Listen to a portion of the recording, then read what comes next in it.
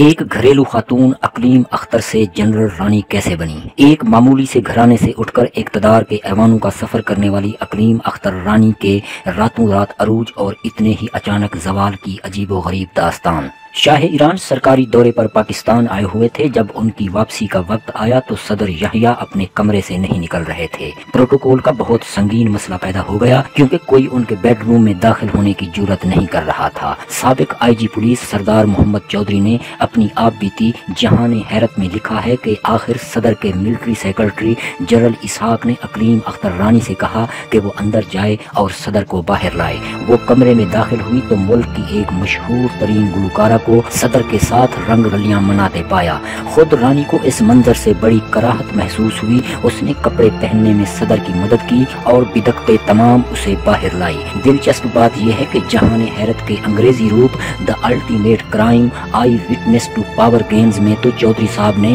اس رنگ رلی کی تھوڑی وضاحت بھی کی ہے، لیکن اردو میں گول مول کر گئے۔ خیر، جو بات انہوں نے چھپا دی ہم کیوں ظاہر کریں۔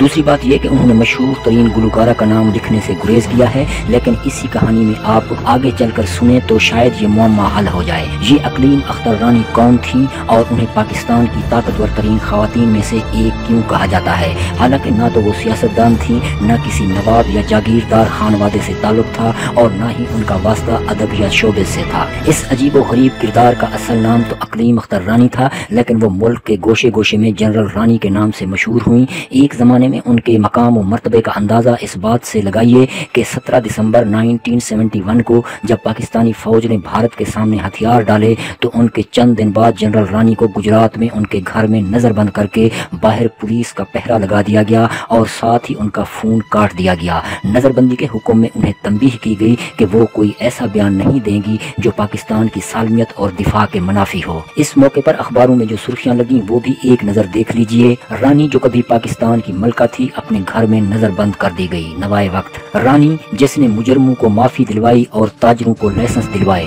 مساوات۔ ایک عورت جس کے پاس کوئی سیاسی یا فوجی عہدہ نہیں، اس کا حکم ملک کے صدر پر کیسے چلتا تھا؟ انہیں اخبار پاکستان کی ملکہ کیوں کہتے تھے اور وہ مجرموں کو معافی کیسے دلوا دیتی تھی؟ اور سب سے بڑھ کر وہ ملک کی سالمیت اور دفاع کے لیے اتنی خطرناک کیسے سمجھی گئی کہ اس پر پہرا بٹھا دیا جائے؟ اس سوال کا جواب حاصل کرنے کے لیے ملک کی گنجلک تاریخ کی چند گرد آلود راہداریوں میں جھانکنا پڑے گا۔ اقلیم اختر 1931 میں گجرات کے ایک چھوٹے سے زمیندار کے گھر میں پیدا ہوئی۔ کچھ عرصہ تو وہ سکول جاتی رہیں مگر میٹرک نہیں کر سکی۔ کم عمری میں ہی ان کی شادی ایک پولیس افسر سے کر دی گئی۔ یہ شادی کئی سال چلی اور اس دوران اوپر تلے ان کے 6 بچے پیدا ہوئے۔